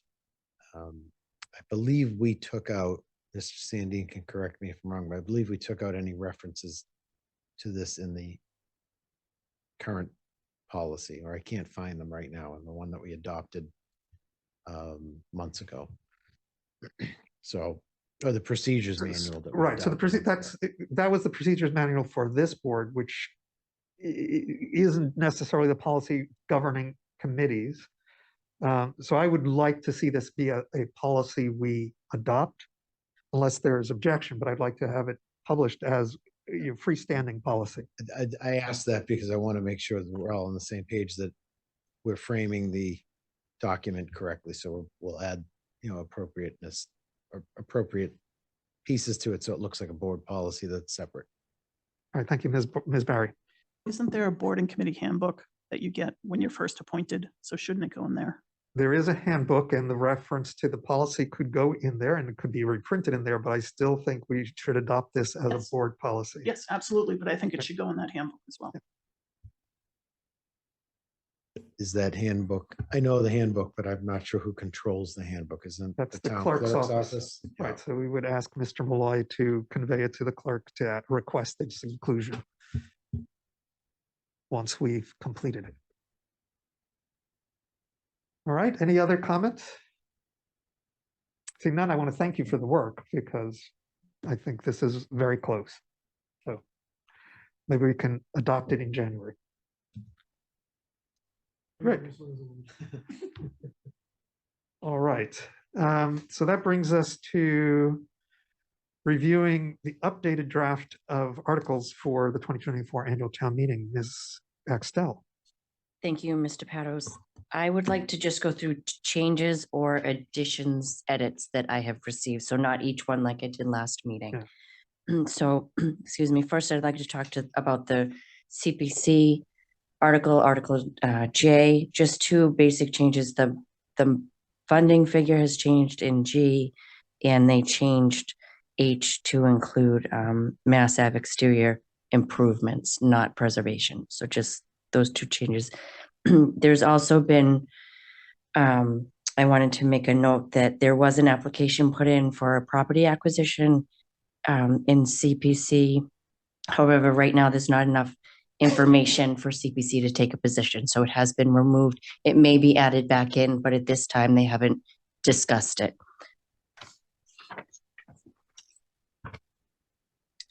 Next up is under general articles. You'll see the differences between uppercase and lowercase. All the new additions are in uppercase. So I'll just go through those if there's any questions. So Z is accept easement. It's an annual article that we put in for the select board to accept any easements that come up. There is a note about BB, which is the prohibition of single-use food containers. And the next one, CC, prohibits single-serve plastic water bottles. Both of those are citizen petitions. As you can see, the top one will be IP'd. It is being replaced by the next one down, which is serve plastic water bottles. However, we cannot remove it because it was submitted and certified. But that is through, the citizen has agreed that's the process he would like to go through. The next one is, we have three that came in from the tree committee. Amend general bylaws, the tree bylaw, extend the tree bylaw to all private property. The next one is to require mitigation planting in certain instances, and then exemptions for the bylaw. The next one is also a having to do with trees, but it's a citizen petition. The next one is to amend fossil fuel-free bylaw. We have received information back from DOER that has requested changes to that bylaw. The next one we mentioned is about the on-premises wine and malt alcohol licenses to petition a home rule. Integrated pest management resolution, that's a citizen petition. The Transportation Advisory Committee submitted a resolution for the Massachusetts Bay MBTA. The next one is digital publication of legal notices, citizen petition. Voting rights 16 and older, so lowering the voting age for municipal, actually it should say for municipal elections, that's in the title, in the warrant. Amend the general bylaws, chapter 100, public ways and places. And then Indigenous Peoples Day, another citizen petition. And then the next are zoning articles. So there's an additional one from the planning board, which is inclusionary housing for village and multifamily districts. And then there are 2 owner petitions to add 507 and 509 Bedford Street into the multifamily overlay district. So those will go through the planning board process.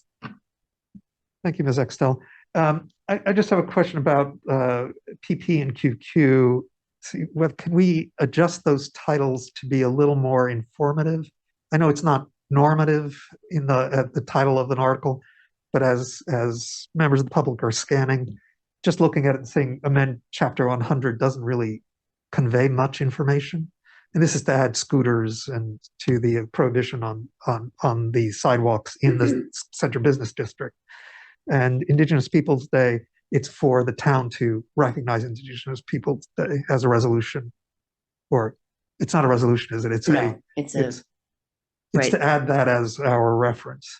I will look again. I believe that those were in the submission box. So, that's a citizen's petition. Yes. Okay. Yes. But the other one is, they both are. Yeah, Never mind. They both are. Excuse me. All So right. I withdraw.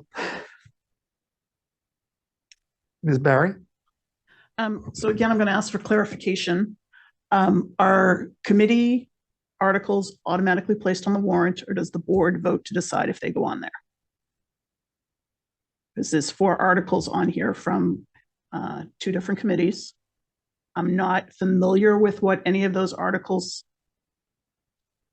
include, other than what the titles say. So the warrant is the select board's warrant, and we can choose to not place something on. In the past, we have been fairly deferential to our committees, and we'll place them on. If we look at something, say this isn't ready for town meeting, we can discuss it. We can give that feedback back to the committee. And if ultimately, when it's time, by the time it's time for us to sign, if we believe it really would not be valuable to have the discussion at this town meeting, we don't have to include it. Right, but I would be hesitant to do that without good cause. So I think what I also want to go back to is the conversation we had about what was going to be the deadline for citizens petitions and how we would know if articles were coming from committees, because I don't recall that this board had a conversation that we're expecting any articles from any committees. Am I not remembering that correctly? I think we did mention that there are several coming from the tree committee, that there was the Transportation Advisory Committee who's looking at a few. We have received no presentations from any committee, right, or anything beyond these initial submissions. So I don't recall hearing that they were coming from the committees. And again, I find us in this position where it almost automatically assumes that these are going forward. And it would just be helpful if we understood a little bit more about them. And I understand we can decide if they're not ready down the line, but I just think it gives people the wrong impression. Right, I'm going to go to Ms. Hay in a second, but I do want to refer back to our discussion when we were setting the dates. We were concerned about making sure that the committees came to us earlier than citizens petitions, because those committee members may choose to bring something as a citizen if it was clear the board was not going to accept it. However, when we set the dates this year, we said we haven't had the time to give that advance notice, and it was way too late at that point, that we would work on that for next year, on creating a timeline and setting the expectation for committees to come to the board well in advance of a citizens article deadline. But that's not, we haven't established that yet as a policy. Again, when we vote we are individual select board members, and we can choose to approve or disapprove moving forward, but there isn't a default action. So can I make a request that a future agenda item perhaps be that the board establish a set policy in terms of number of weeks ahead of a potential town meeting when articles or whatever, that we're going to lay out the actual, and Mr. Lucente did this when he was chair, the actual guidelines and deadlines for boards and committees and citizens. And I think that needs to be in writing, because we did it once or twice and then we lost track of it. And I don't think it's fair to us as a board. I don't think it's fair to the staff. I don't think it's fair to the community. Right, and Ms. Barry, as we discussed, we were going to have this after town meeting by the summer, well before we get into this cycle for next year. And that's the consensus we came to. Correct, but I'd like to see us actually say in what particular month, or by the second week of September, or by the second week of May, whatever, that it's set. It'll go on to our agenda tracker. Ms. Hay. I was simply going to say that the Transportation Advisory article, they, through a variety of, they met on the 8th, right after our last meeting, or I think it was our last meeting actually.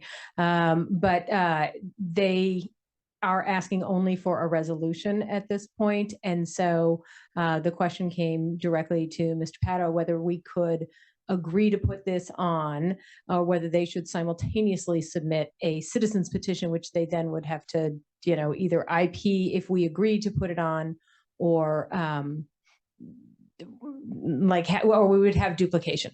And so I believe, Mr. Pato, you had said that would be acceptable. And, that was the advice that I was able to give them last week at their meeting, that they didn't need to duplicate the effort. Right. Mr. Lucente. So I see there is definitely value, I think, having everybody playing on the same by the same rules, and maybe that, if I can make a suggestion, maybe we take this back as a policy item.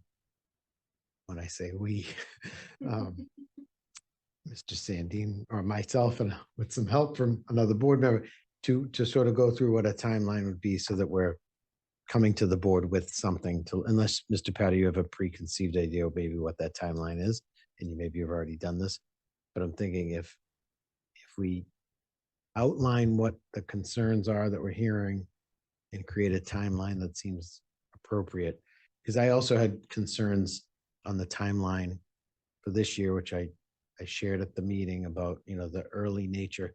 Even on the town clerk's webpage, it says citizens petitions will be due late December. That's not what we did this year. So I think historically it's been later, after the Christmas, and between Christmas and New Year, it typically has been, from my research, the deadline. So I would like to look at all of that, and as was suggested, and look at a timeline, and maybe we can put some, taking into account the committees, what their goals and needs are, and then if a committee wants to do a citizens petition, they have an opportunity to do that, and we're not having them come to us after, because now it does make us look awkward that we're saying no when they've now assumed it's going to be on there, because it's now on this list of articles, versus we've had time to talk about it at our table and say, hey, you're not ready for this, go back to the drawing board, which we've done with committees in the past. I think, specifically the noise committee, for example, they came with a proposal, we sent them back, got pushed back a couple town meetings. So anyway, we'll do what the board wants, but just as a suggestion for efficiency of time. Right, and so I'm happy, I mean, I have some material, but I'm happy to have you take it on as the policy committee. Ms. Axtell? I would like to request to be part of that. Thank you. Absolutely. And what I was going to add is, this isn't just the annual town meeting process, it's also the fall town meeting process, which is condensed, but, and hopefully there aren't very many committee articles coming forward, but we should have it clearly stated. That's a little more difficult because that timeline for when we would have a fall special shifts around a little bit, but we have a sense of what it would be like. So very good. If you take that on, work with Ms. Axtell and let me know when you've made progress. Any other comments, Mr. Sandin? So with Ms. Berry, I'm not aware of these warrant articles other than the names myself. And so I'm kind of wondering what the board thinks is the appropriate level of interaction for committees to have in terms of bringing these ideas to the board. So I'd be interested in hearing from the rest of the board, does that mean that a committee should reach out to ones with select boards some period of time in advance to try to sort of socialize these things, or what? I'd like to have some idea what the board thinks is an appropriate way to engage on this. So I want to review. In the past, we've said the liaison has communicated as they become aware of a committee working on an article to let the rest of the board know the general shape. Some of these came into being in the past few days or just before the deadline, so there wasn't really an opportunity. Ms. Axtell, I think you might have a few additional comments. Thank you, Mr. Petto. That's what I was going to mention, was the liaison was sort of the go-between, and then we do actively, I schedule presentations after they've been on the warrant, but yeah, it sort of starts with the liaison, and then if the board wants more information, we would then schedule more information at that point. But just to give you an idea, that piece just, again, a lot of them came in at the last, not the last minute, but later than we were able to discuss, than you were able to discuss as a board.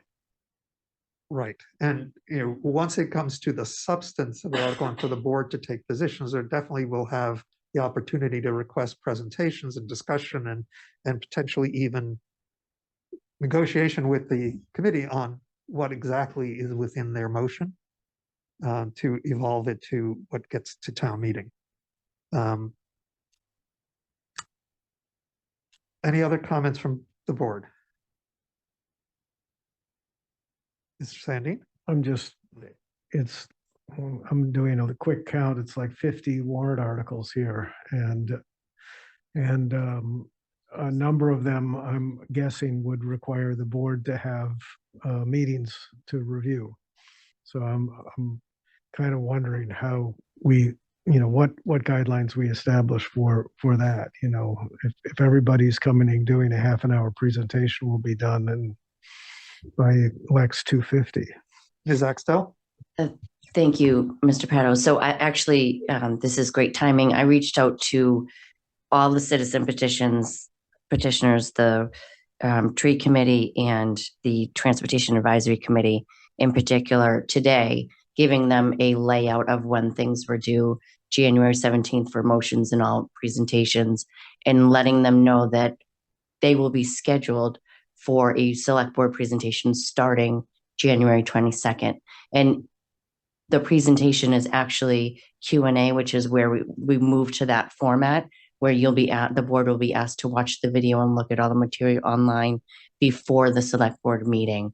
And then they'll be prepared to answer any questions or clarify anything or discuss the motion.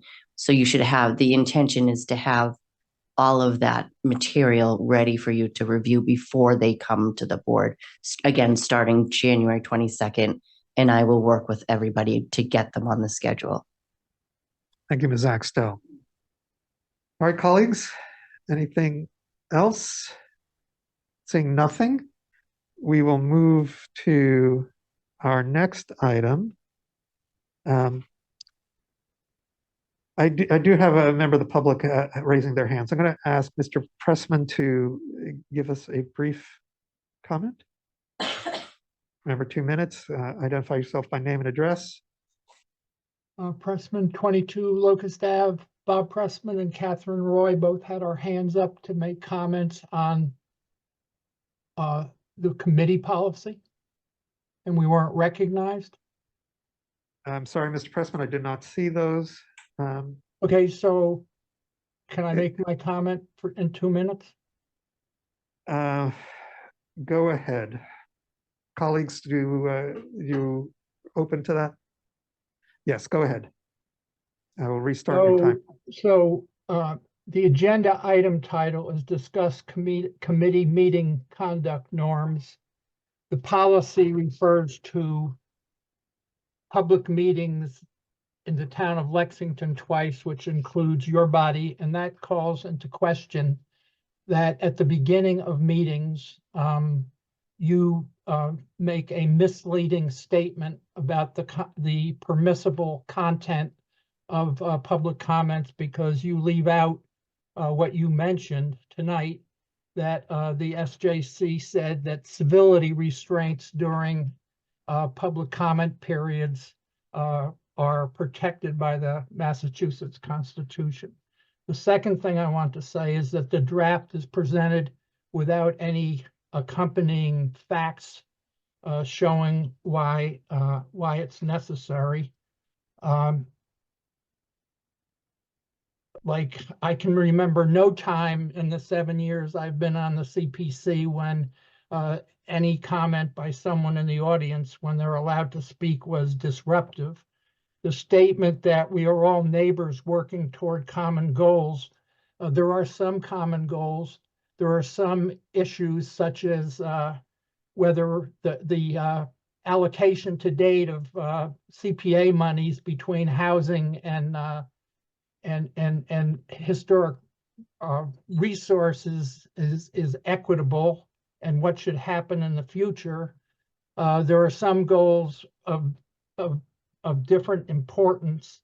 At our CPC meeting the other day, Mr. Sandine, Mr. Pressman, and Ms. Barry sitting behind me without recognition by the chair when a member said something that should have only been said in executive session, all said simultaneously, this should be an executive session. And there have been countless times during the times I've been on committees when people offered comments which were very helpful without having been recognized. So I think the whole thing is silly. Thank you, Mr. Pressman. And I just want to point out that in the comments that are read before the select board meeting, I ask all comments to be civil and do not step on the SJC's limitations. A request is not a mandate. Ms. Roy. Can you hear me? Yes, please go ahead. I was concerned that the advice that you're giving is to only focus on the chair addressing the committee. I think it's important to recognize that the chair needs to do as you do, allow everyone on the board to speak on an issue. And I don't want to see a situation where you get one member of a committee and the chair going back and forth without other people getting in. I think that's not good. And I also think that if that does happen, if there's something that the chair feels really strongly about, perhaps they should delegate that to the vice chair so that she could be in charge of seeing who people raise their hand. I also think that it's really important that the chair recognize when multiple people have their hands raised and she says something or he says something like, oh, I see X, Y, and Z are lined up to speak and I will call on each of you in turn, as opposed to interjecting between X and between Y and between Z. So those are my suggestions. Thank you, Ms. Roy. Thanks. All right, colleagues. Grist for the mill. We'll take those comments into consideration as we revise the policy. Thank you. All right, we'll move on to item number 8, which is to discuss fiscal year 25 program improvement requests.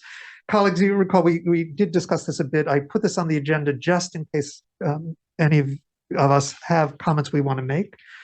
At the last time we addressed this, we recognized that Mr. Malloy was meeting with staff to get prioritization, and that he is in the process of reviewing this at this point. But if you have any feedback you want to convey, we have the opportunity to discuss it at this table tonight and then move on. Ms. Hay, I see you moving for the mic. Yeah, I was just going to say, as I read through this afternoon, I did have some thoughts, but to be honest, I would actually like to see SMT's ranking, because I think they are, to be honest, in the trenches, and I think that would go into my evaluation as well. So it feels to me like this might be more appropriate for us to really discuss once we've seen that, if that would be appropriate. I don't know, Mr. Malloy, would you be amenable to that? So I received it this afternoon and I haven't really reviewed it. But a quick cursory review. I don't know how closely the final recommendations will follow those rankings, just the way they came out, just to be honest. So I'm happy to provide them. I mean, they're public record, but I just don't want you to put too much weight into it, because, you know, the way I've explained it to some of the senior managers is that we went through an exercise to reduce budgets this year, and we have PIRs. And I think the way I've phrased is we overcut what we needed to, so that we have the ability to either put money back in to some budgets that were cut or fund some of the PIRs. And I think as I go through each one of those budgets in the next couple of days and next week probably, I need to take a look at what we cut out and what the PIRs are and the size of some of the PIRs. Some of them are $396,000. We don't have enough money to fund that. So that one, even if it's the #1 ranked thing, isn't going to get funded. Then we have some that are under $10,000. Those are more likely to get funded as part of an overall project or recommendation. And some are one-time requests that can be funded from reserves. Some are operating and have ongoing expenses, and those are going to be more difficult to fund. And so I have to take a look at all of that stuff when I make my recommendation. And so happy to provide it, but I don't know how closely it'll follow the rankings of the senior managers this time. Fair enough. And I appreciate that, actually. And I guess I think in a way, I'm struggling to see which is the cart and which is the horse. Whether I would actually like to also see your recommendations before we then opine on those. I can argue it both ways. So I guess that's where I'm struggling a little bit. We do defer to you all as our professionals, but I understand there's also the policy implications to some of this. So I think betwixt and between. I think the goal of this session was, when I make my recommendations, it'll come out as the white book, and then the board will review that and then make your own budget recommendations, which comes out as the brown book. And I know you know that. I'm just saying that.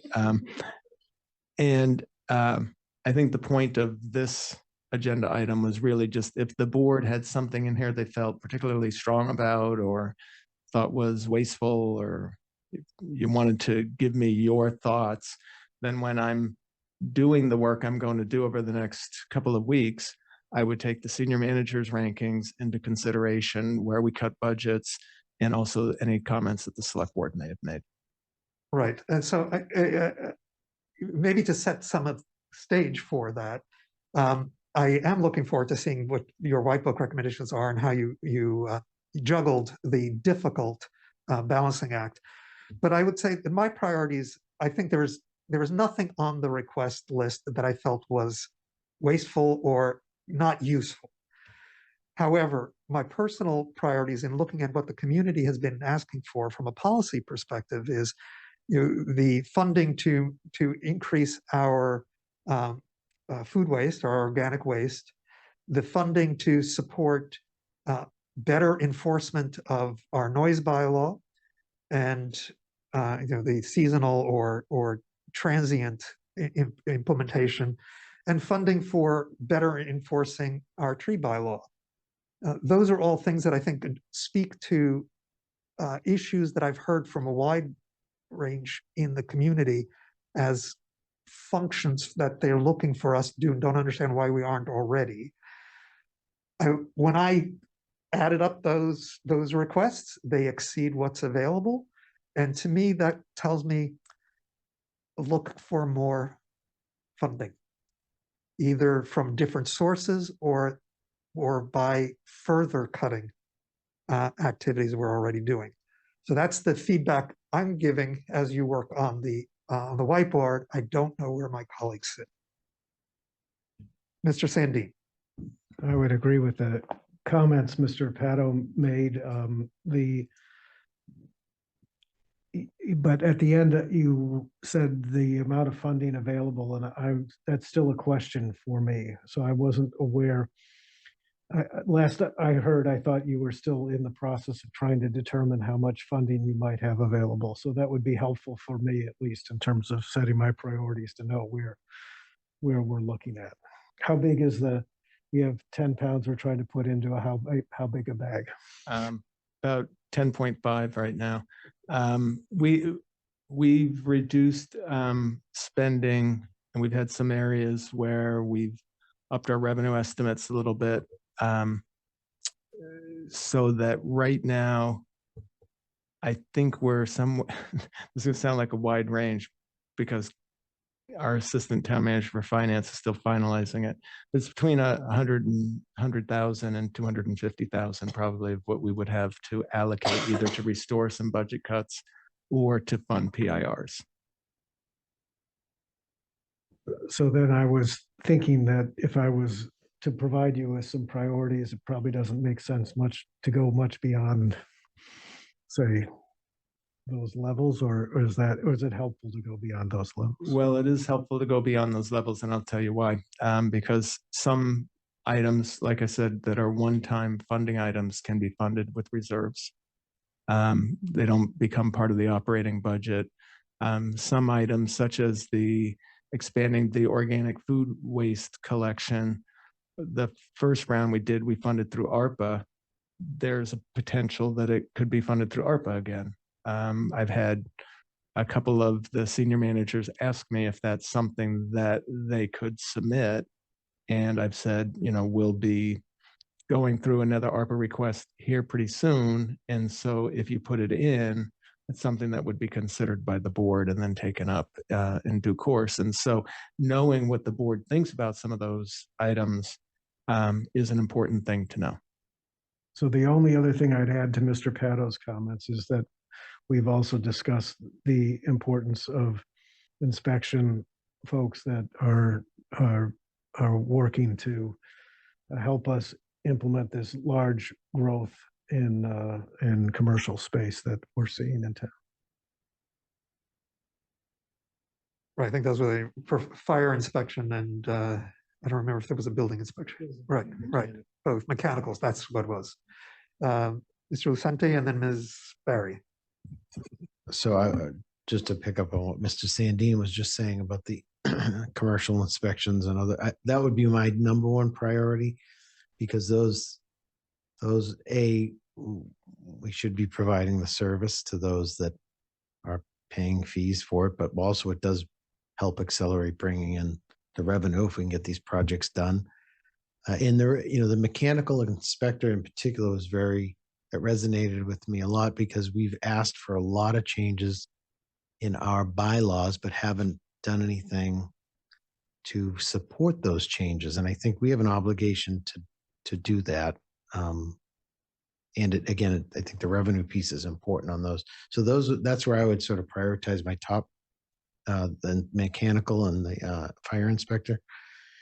And then, for me, it would be the enforcement is a low dollar amount, and I think that will help keep, again, an even playing field amongst folks in the community about what is and is not allowed when it comes to some of these bylaw changes that we've made. So that would sort of be my top three. Ms. Barry? Thank you, Mr. Pato. So just to add on to what Mr. Lucente said, I think we need to give, excuse me, good weight to the positions that we now need to create to help bring in the money to fund, the big project that's coming to high school. So that would be the fire inspector and the mechanical inspector. However, because you are a man of many talents, that comes also along with two words I'm going to give you, which is balance and vision.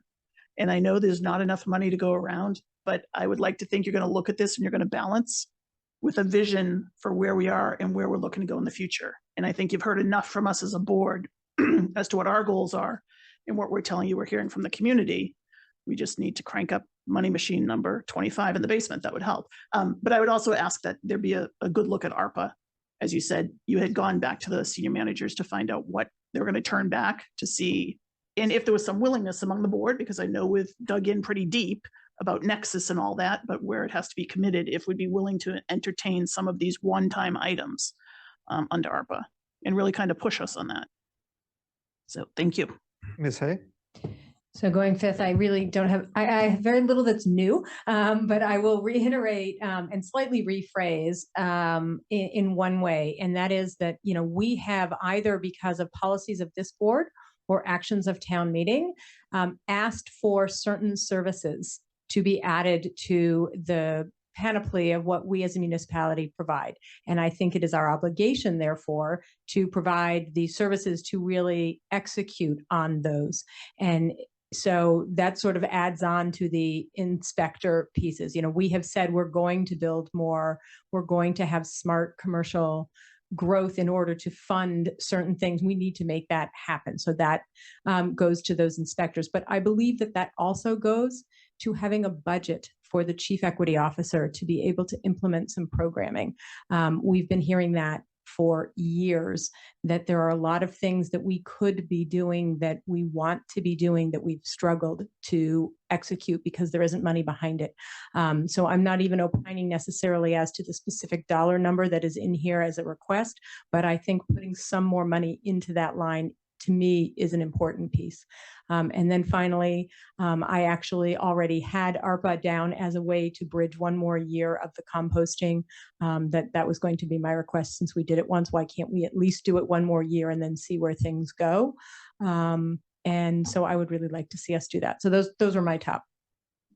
Thank you, Ms. Hay. And since I started the substance and I'll come back, I agree with my colleagues. And I do think that when I said look for other sources, ARPA funds were part of that. And I do believe, especially given that we are being given guidance that says we really need to commit those funds more directly, that we reconsider how tightly we were looking for the nexus. There still should be a nexus, but there are a few things here that I think it could apply to. In your comments, town manager comments tonight, I think you referenced the bathhouse project, or was it Ms. Hay? Ms. Hay, you did in your comments. And Ms. Barry, I'm absolutely sorry. I didn't say that. I would wonder whether or not that project, which had been previously funded and looked like it was important, but now through all these delays is no longer funded at the necessary level.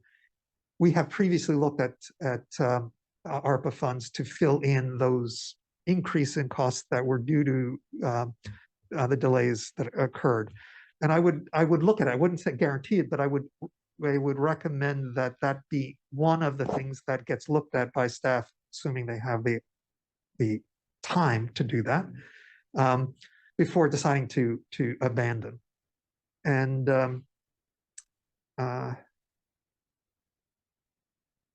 I've lost my train of thought. So I'll leave it there because I think we've all said pretty much covered the items that were at the top of my concerns. Mr. Lucente. Just a very little picky thing, and I'm sorry to point this out. I just don't want confusion in the future. At the bottom of this report with the PIR requests, the date shows up as March 3rd, 2023. So I think it might have been meant for a future date of that or today's date. Yeah, I mean, I believe it's the wrong date. I'm just thinking that when we look at these documents in the future, it might look like an outdated document, even though it's really new. Thank you. Yeah, it's the footer from the previous white book or brown book. Last round, nobody, very good. Then we are done with these items. It brings us to the end of our open session. We're about to go into an executive session, but before we go into that, I want to, we will be adjourning from the executive session. So I want to let everyone know that the next regularly scheduled meeting of the select board will be on Monday, January 8th, 2024 at 6:30 p.m. via hybrid participation. At this point, we're going to enter executive session to consider the purchase, exchange, lease, or value of real property. I move that the select board go into executive session under exemption 6 to consider the purchase, exchange, lease, or value of real property and to not reconvene in open session, as the adjournment for both the open session and executive session will occur at the end of the executive session. Further, as chair, I declare that an open meeting may have a detrimental effect on the negotiating position of the town. Ms. Barry for a second. Second. And by roll call, Ms. Hay. Yes. Ms. Barry. Yes. I'm a yes. Mr. Lucente.